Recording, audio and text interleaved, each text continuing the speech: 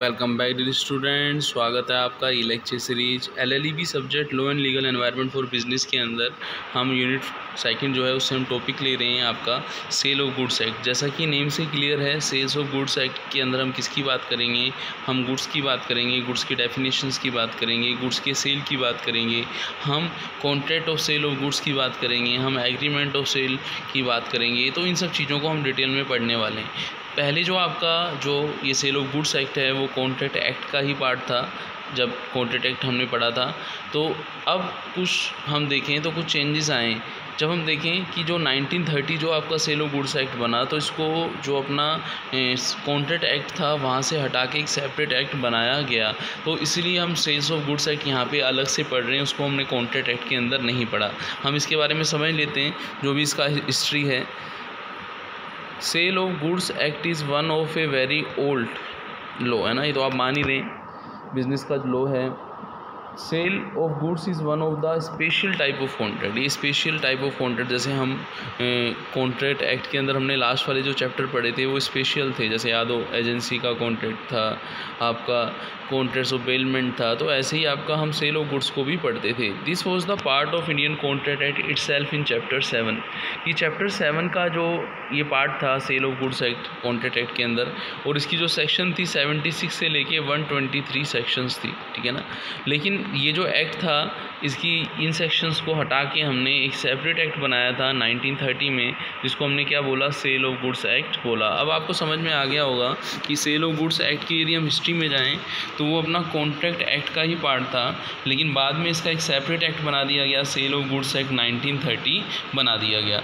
अब हम ये बोलें तो सेल ऑफ गुड्स एक्ट अब क्या है, अब ये कॉम्प्लीमेंट्री है किसका, कॉन्ट्रैक्ट एक्ट का। क्यों ऐसा, इसलिए क्योंकि जब हम सेल ऑफ गुड्स एक्ट पढ़ेंगे तो वहाँ पे कॉन्ट्रैक्ट आएगा नहीं आएगा। जैसे मैं आपको बताऊंगा कि यदि एक पर्सन है वो दूसरे पर्सन को कोई चीज़ सेल करना चाह रहा है, तो अब आप मुझे बताओ कि जो सेलर है या जो परचेज़र है वहाँ पे दो पार्टी हैं कि नहीं हैं, दोनों पार्टी के बीच में दोनों पार्टी एलिजिबल टू कॉन्ट्रैक्ट हैं या फिर नहीं हैं, वहाँ पे कंसेंट होगी नहीं होगी, आप कहेंगे होंगे। एक पर्सन दूसरे पर्सन को ऑफ़र भी देगा, एक्सेप्टेंस भी होगी, कंसेंट भी होगी, और कंसेंट फ्री भी होनी चाहिए नहीं होनी चाहिए, होनी चाहिए। वहाँ पे हम देखेंगे कि जो सेलर है उसको गुड्स को सेल करने पर जो अमाउंट रिसीव होगा वो उसके लिए कंसिडरेशन होगा, जो परचेज़र होगा उसको वो जो गुड्स मिलेगी उस अमाउंट को पे करने के बदले में वो उसके लिए कंसिडरेशन होगा। हम वहाँ पे देखेंगे कि जो कॉन्ट्रैक्ट होगा उसके अंदर जब हम सेल परचेज़ करेंगे, हम इस तरीके से, जैसे तस्करी वगैरह आपने देखा हो, जो हम ट्रैकिंग वगैरह करते हैं, इस तरीके से नहीं कर सकते।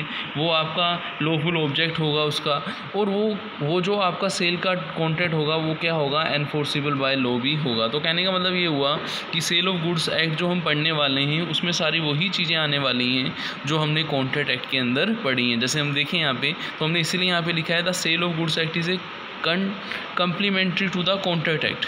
क्यों, जो basic provision of contract act हैं, जैसे हम देखें बेसिक रिक्वायरमेंट क्या है, ऑफ़र होता है, एक्सेप्टेंस होती है, एनफोर्सिबिलिटी होती है एग्रीमेंट की, म्यूचुअल कंसेंट होती है, पार्टी कॉन्ट्रैक्ट करने के लिए एलिजिबल होनी चाहिए, फ्री कंसेंट होनी चाहिए, लॉफुल ऑब्जेक्ट होना चाहिए, कंसिडरेशन होना चाहिए। तो ये जो अप्लाई होता है contract of sale of goods act में अप्लाई होता है नहीं होता है। आप कहेंगे यस सर बिल्कुल सही कह रहे हैं आप, ये सब चीज़ें हमें कॉन्ट्रैक्ट एक्ट के अंदर भी देखने के लिए मिलती थी और यहाँ पे सेल ऑफ गुड्स एक्ट के अंदर भी देखने के लिए मिली हैं। तो आई थिंक आपको ये चीज़ क्लियर होगी कि सेल ऑफ गुड्स एक्ट अभी भी कॉम्प्लीमेंट्री है किसके लिए, कॉन्ट्रैक्ट एक्ट के अंदर। अब हम समझते हैं कि contract of sale of goods होता क्या है। Contract of sale of goods की हम बात करें तो नॉर्मली जो कॉन्ट्रैक्ट होता है वैसे ही ये कॉन्ट्रैक्ट होता है। इसमें एक पार्टी जो सेलर होती है वो ट्रांसफ़र करती है या एग्री टू ट्रांसफ़र करती है जो उसकी ओनरशिप के अंदर, पोजीशन के अंदर जो गुड्स है, किसको, बायर को, और उसके बदले में वो एक प्राइस लेती है, उसके बदले में वो एक प्राइस लेती है।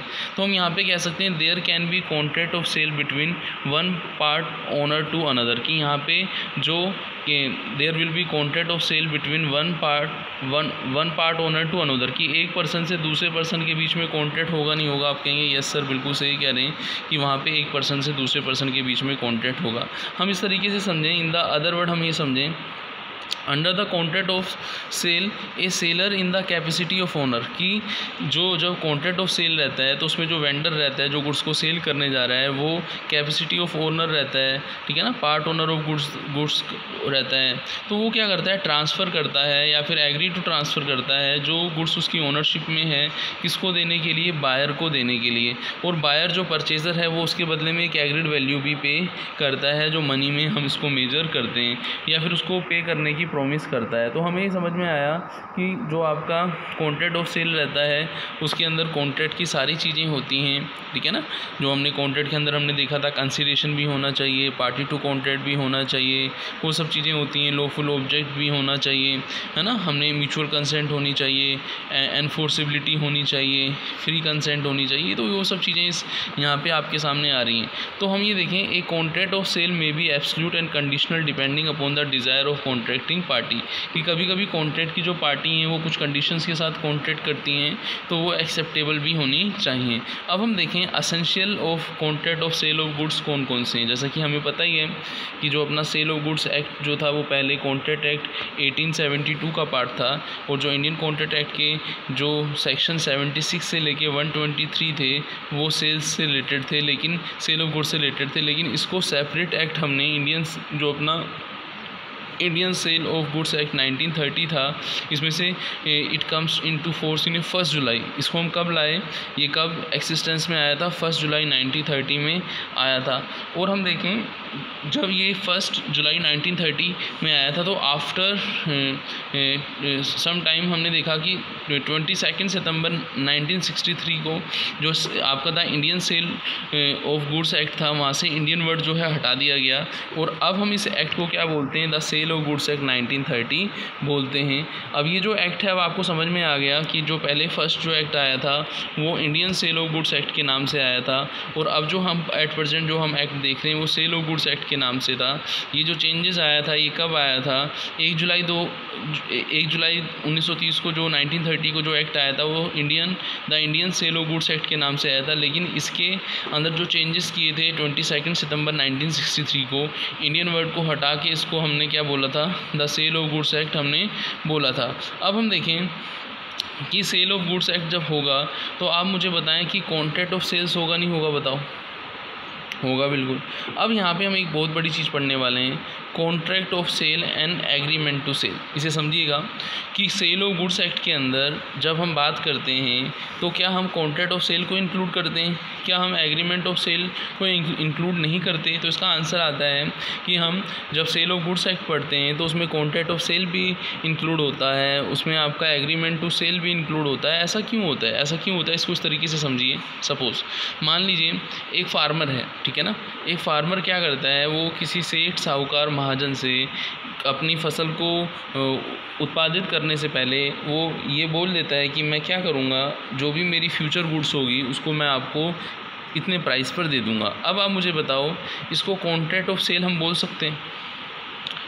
बोलो। आप कहेंगे सर ये एग्रीमेंट टू सेल्स है, क्योंकि जब गुड्स की पैदावार होगी, जब गुड्स बनेगी, तब वो पर्सन जो फार्मर है, वो जो सेठ साहूकार है, वो उसको अपनी गुड्स की ओनरशिप है वो ट्रांसफ़र करेगा और उससे प्राइस भी वो लेगा। तो इस समय यदि हम देखें तो गुड्स भी फ्यूचर है, वो जो प्राइस है वो भी फ्यूचर में मिलेगा। तो एट प्रेजेंट कुछ सर्टेन है नहीं। क्या हम इस तरीके के एग्रीमेंट्स को contract of sale of goods act में इंक्लूड करेंगे या फिर नहीं करेंगे? तो आप बताओ क्या होगा। अभी थोड़ी देर पहले मैंने आपको बताया था कि sale of goods sales of goods act 1930 के अंदर हम कॉन्ट्रैक्ट ऑफ सेल्स के अंदर कॉन्ट्रैक्ट ऑफ सेल के साथ साथ एग्रीमेंट टू सेल्स को भी इंक्लूड करते हैं। बोलो बच्चों, कहा था नहीं कहा था? तो आप कहेंगे यस सर आपने कहा था। तो यहाँ पे फार्मर जो एग्रीमेंट टू सेल्स कर रहा है वो contract of sale of goods act के अंदर आएगा नहीं आएगा? आप कहेंगे हाँ सर बिल्कुल आप सही कह रहे हैं सर, ये तो आना चाहिए, ये आएगा, बिल्कुल आएगा। बिल्कुल आपने सही कहा। तो हमें ये समझ में आ गया कि सेल ऑफ गुड्स एक्ट जो है वो बताता है कि हम कॉन्ट्रैक्ट ऑफ सेल के साथ साथ agreement to sale of goods को भी हम इंक्लूड करेंगे। तो हमें ये चीज़ क्लियर हुई कि इस एक्ट के स्कोप के अंदर हम इन सब चीज़ों को इंक्लूड करेंगे। इसलिए हमने यहाँ पे लिखा हुआ है the sale of goods act deal with the sale of goods act 1930। Contract of sale of goods is a contract whereby seller transfer and agree to transfer property ने goods to the buyer for a price. Contract of sale is generic term which include both. Contract of sale के अंदर हम cell को भी include करते हैं, agreement to sales को भी इंक्लूड करेंगे। तो आई थिंक आपको समझ में आया होगा सेल ऑफ गुड्स एक्ट जो हमने सेपरेट करके समझा है कॉन्ट्रैक्ट एक्ट से, उसकी सेक्शंस जो हैं वो अलग हो गई हैं, अब सेपरेट एक्ट बन चुका है। तो मिलते हैं नेक्स्ट लेक्चर में, वहाँ पे हम नेक्स्ट वीडियो के अंदर किसी नए टॉपिक को लेंगे। थैंक्स।